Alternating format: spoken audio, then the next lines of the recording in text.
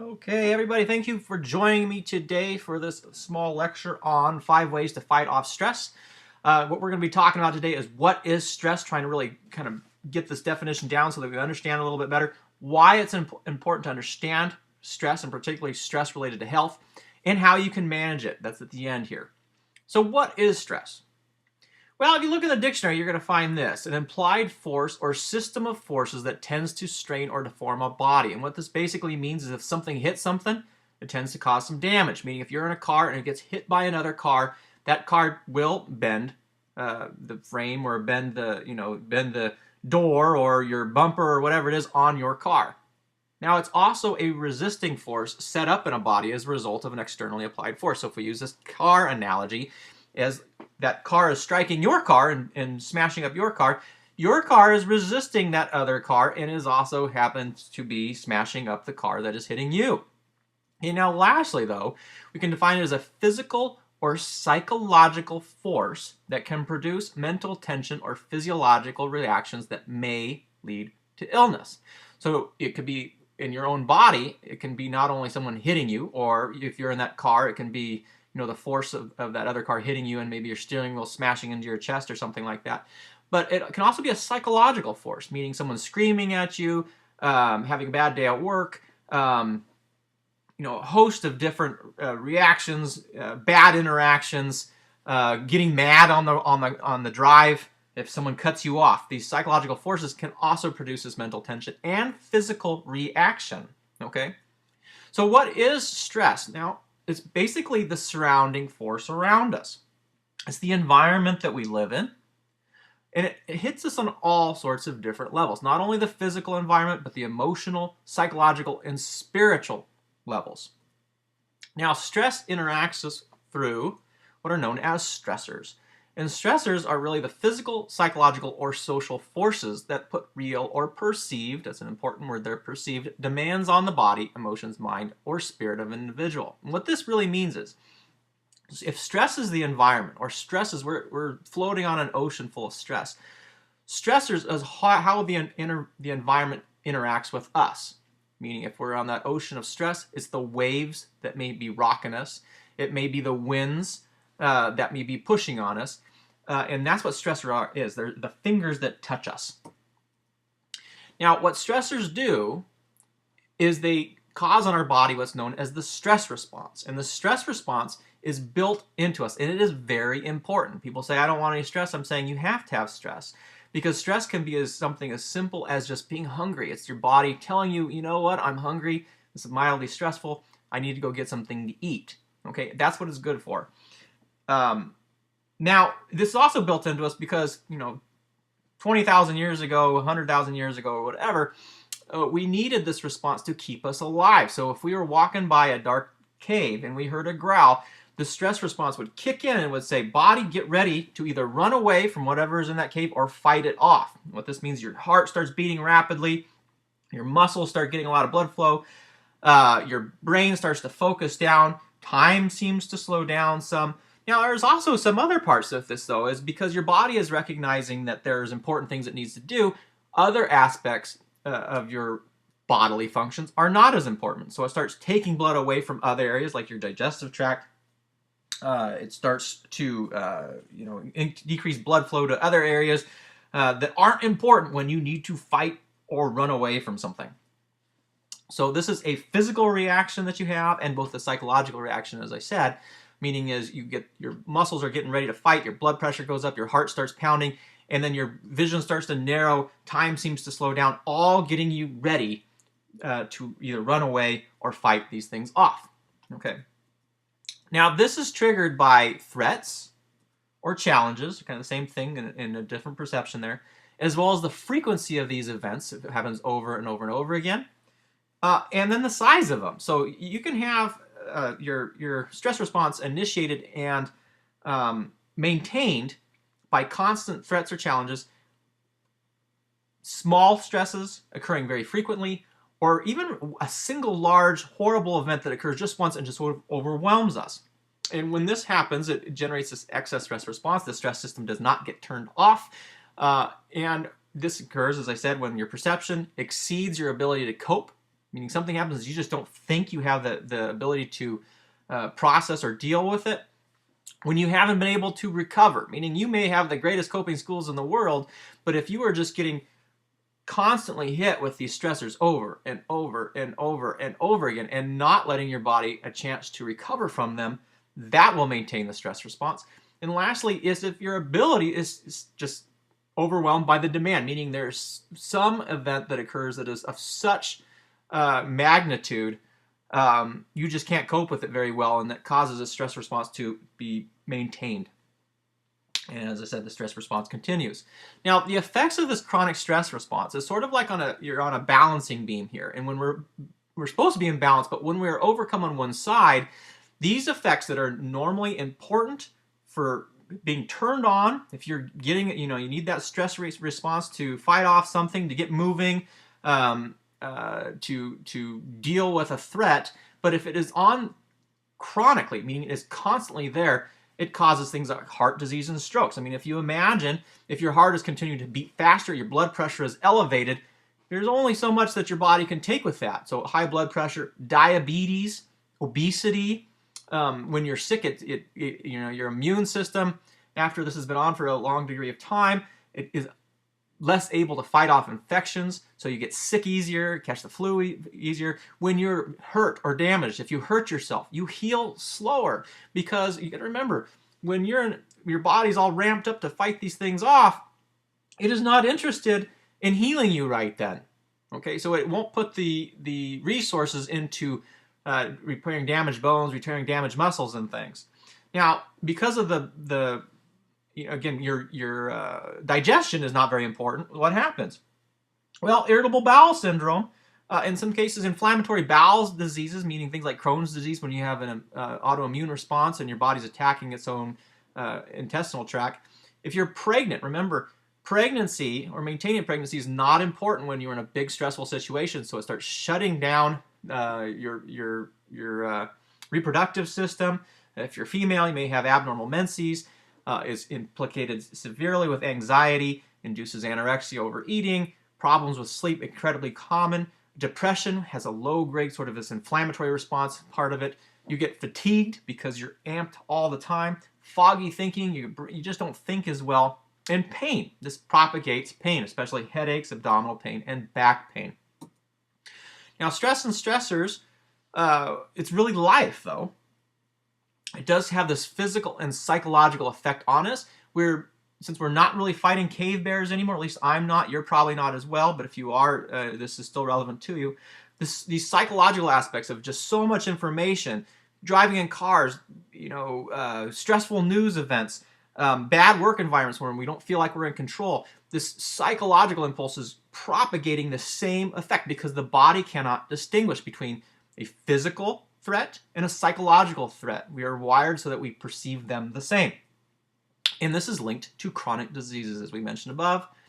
And so what we find then is if our perception that these stressors exceed our ability to cope, if we have limited recovery, meaning we are not taking the time to restore ourselves, or just our ability to cope with these stressors is exceeded by demand, and you can be the most well-balanced, rational person in the world, and if we have or subject you to something so horrific and awful, and I don't even want to talk about these things, you can induce this chronic stress response because your ability is exceeded by demand.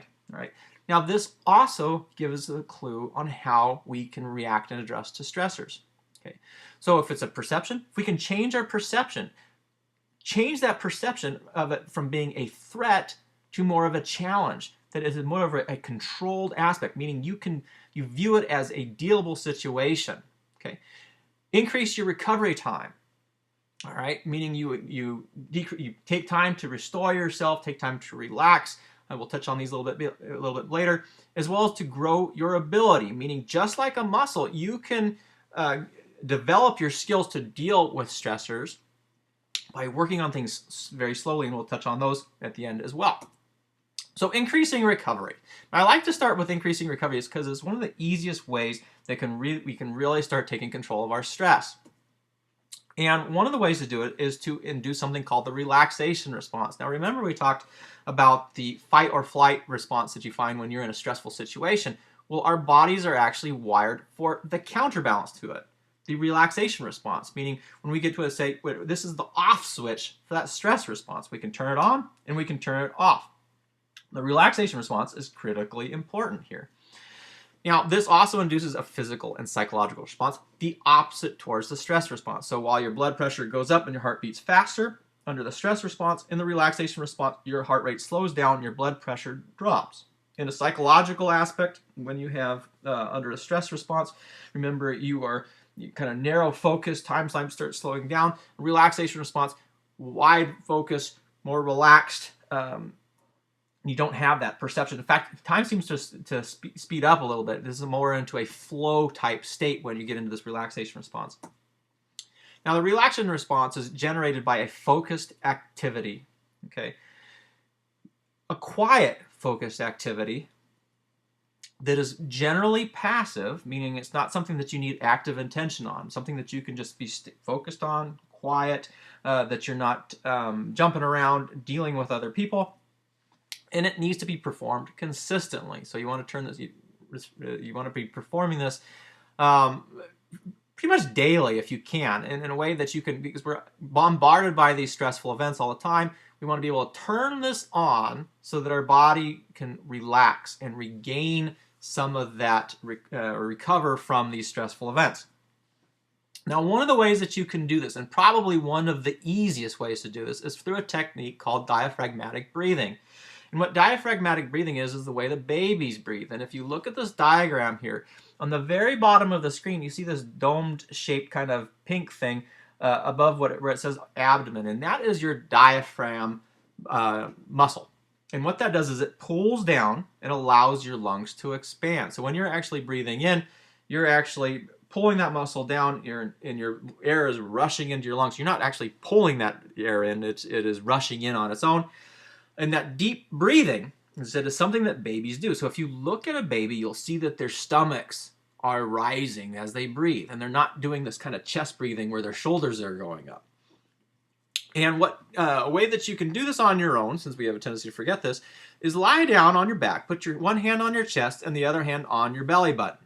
Okay. Now breathe slowly in through your nose, concentrating on only moving the hand on your belly button. Your chest should not move, or if it does, it should move very little. Take about 3 to 5 seconds breathing in slowly, lifting that belly hand, and then release your breath slowly, again over and over, 3 to 5 seconds, and try to picture your body sinking into the floor. Now, you can induce a relaxed state with this relatively quickly. Now, it does take some practice, but after doing it for some time, you can do this really within seconds, okay? And then once you've started this, simply repeat this for 5 to 10 minutes. If you're in a situation where you are waiting for someone, sitting on a park bench, and you can do this seated as well, it is an excellent form to generate relaxation. Okay, diaphragmatic breathing, excellent technique. Now, another way that you can do this is through something called progressive muscle relaxation.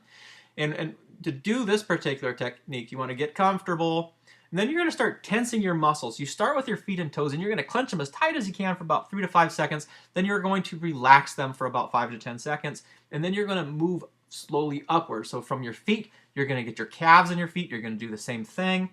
Do that for 3 to 5 seconds and relax. Then you're going to go from your thighs, calves, and feet, tense them, relax. Then you're going to kind of get your buttocks and your lower abdominal area, tense that along with your legs very, very tightly. Move up until your chest and your gut. You're going to get your arms involved until slowly you're going to add your entire body, and you're going to peak.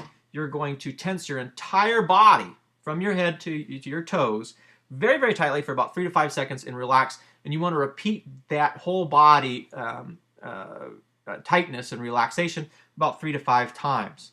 All right. And this is a great exercise to do just before you go to bed. Relaxes you, helps you fall asleep, helps with recovering from stress. Now, I call this the Benson-Henry protocol, and this is actually because this is described by Dr.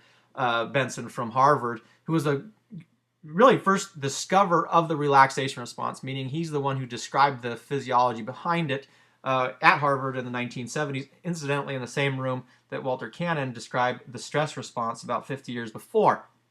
Okay, so I like to just call it the Benson-Henry protocol because you find it in his book, The Relaxation Response, but this is really just a focused meditation. And the way you perform this is you just find a quiet place. Okay.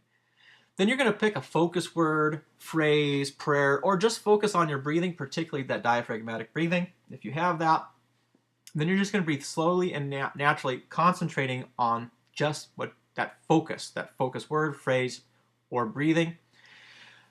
And assume a passive attitude. And what this means is if other thoughts arise, and I guarantee that they will, particularly if you're just starting this, you just think okay and return to your focus. You just let them kind of come in. You say, you know they're there. You don't think, oh my God, I'm thinking of something else. Just relax. Okay, just say, all right, they're there, and then return to focusing on your breathing. Okay, and this is sort of like these thoughts will bubble in, and you just sort of glance at them. You don't freak out about them. You just sort of ignore them, and then they will go away. And you will continue for 5 to 10 minutes when you're first starting.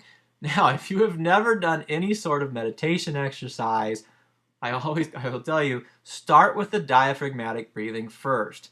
And then when you add on to this relaxation, when you're just attempting to focus on either your breathing or word or phrase, and you want those other thoughts to not penetrate you, this will be quite hard. Meaning if you do it for the first 3 minutes, it's going to feel much longer. But as you practice, this will get easier and easier. And what you'll find is you're going to... you find at some point that you're going to get a release, and your body will start feeling quite warm and so relaxed, almost like I don't like to get all touchy feely here, and this is no magic. There's no whatever spirits and angels and all that stuff, but you'll feel almost like your body is just warm. Okay, it does take a little bit of time, takes a little practice and effort. This is an excellent way to do it, but start with the diaphragmatic breathing first. Then start with the progressive muscle relaxation, and then you can add this focused meditation in the morning, so you can sort of frame your day. Right? And with progressive muscle relaxation, use this focused meditation in the morning, and then use that diaphragmatic breathing with both of those, as well as incidentally throughout the day. Okay, now changing perception. Now, what you want to do with this is you want to change this view from threat to a challenge. This is goes under something called perceived control. A threat means that you're scared something's going to hurt you. More importantly, when you're in a threat situation, you view that there are things outside of your environment, outside of your control and understanding. Okay, and when we are in these environments, when we don't feel control, that amplifies the stress response much, much more, because your body is going, this is very dangerous. What am I going to do? I am not prepared for this. I must do as much as I can, amplify all the things that we have to deal with this. And if it's a psychological stress, and then this is chronically happening to you, you are going to put so much wear and tear on your body, you are just going to start having things break down. Now, because most of the things that we have in this world today are more of a psychological stressor, if you change that perception to challenge, something that you can achieve, something that you can overcome, something that you can deal with, that will drop that stress response, reframe it in such a way, and it doesn't damage your body as much as it would if it was a threat. Okay, what this does is that diminishes the fear of the event. We can do this by reframing the event. Again, taking the event and saying this is out of my control, to recognizing the control aspects that you have with it. And lastly, you want to be able to recognize whatever is happening so that you can change it from a threat to a challenge. So if something is occurring, you're going, this is no longer the fear of the unknown. You say, you know what, I've dealt with this in the past, or this is what is occurring right now. This is how I'm going to deal with it. So you're changing that perception from threat to challenge, which diminishes your fear. And you do that either through reframing the event or recognizing what the event is that is occurring. Now, a technique to do this is to minimize meltdowns. What is this? Well, the first thing that you do when you get in these highly stressed situations, which you will recognize when you are having them, because your heart's going to be beating faster, it will be somewhat more difficult to think at that time. But the first thing, when you're feeling this physiologic response and you are safe to do so, you're going to stop. Stop what you're doing. You're going to take 3 breaths. If you can take those big, deep diaphragmatic breaths, you're trying to interrupt the thought process here. Then you want to say to yourself, what's the worst case scenario of what is happening? And then you want to frame that with the best case scenario. and then kind of recognize what the most likely scenario is. So for much of the stressors that we have in our life, we have a tendency to recognize the worst case scenario, and then instead of even considering a best case, we take that worst case and we start piling on the luggage and taking a trip down there. Meaning we will start saying, you know what, not only is I'm getting yelled at by this clerk in the store, but now he's going to make me late, and I'm going to be late for work, and because I'm late for work, my boss is going to be mad, because my boss is going to be mad, he's going to take me off that project. He's going to take me off that project. I'm going to lose my job. Because I'm going to lose my job, I'm no longer going to have any sort of income. Because I'm not going to be income, I'm going to be bankrupt, and I'm going to be bankrupt, and I'm going to be living on the street. Now, this happens, okay? Meaning this catastrophizing of these events. Now, could that happen? Yes. But in that particular scenario, is it the most likely thing to occur? Absolutely not.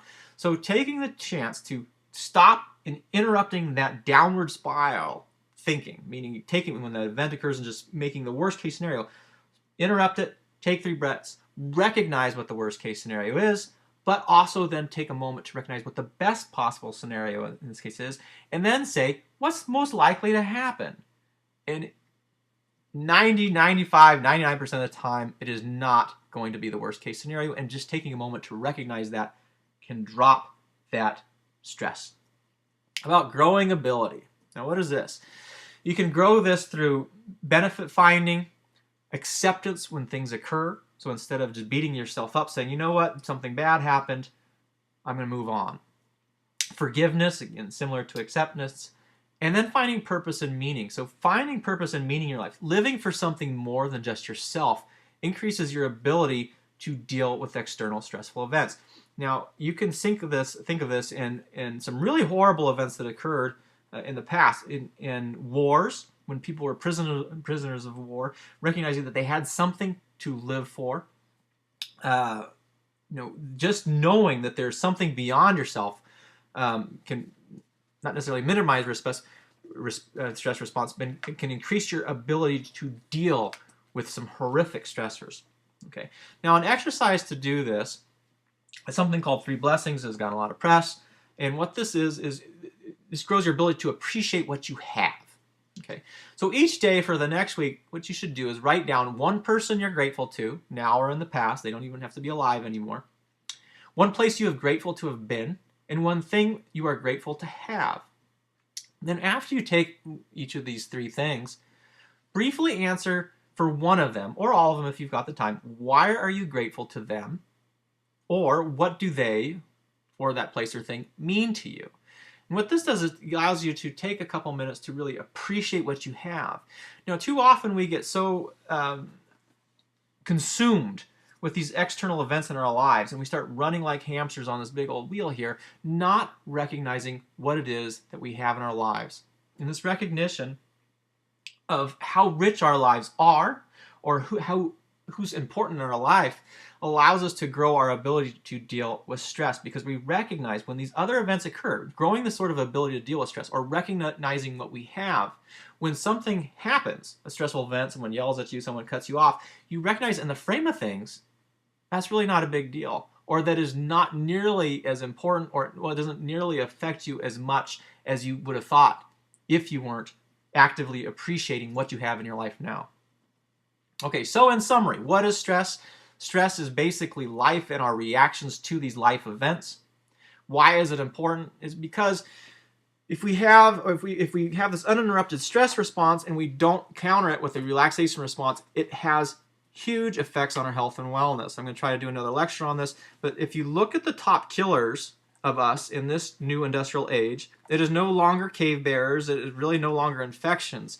It's these lifestyle behavior events, the obesity, the heart disease, which are very much related to stress in our body's constant fighting off stress. This is critical for health, particularly if you want to age well.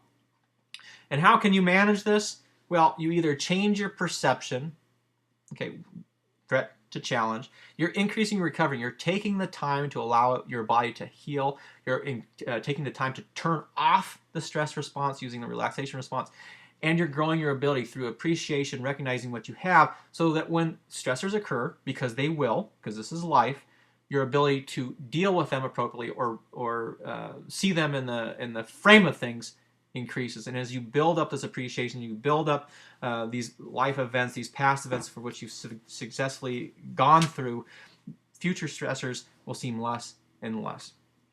And with that, I thank you. If you have any comments, questions, or simply confused by this, just email me at Kevin@StraightShotHealth, and we'll try to get those answered and look forward to providing some future videos for you as well. Thanks.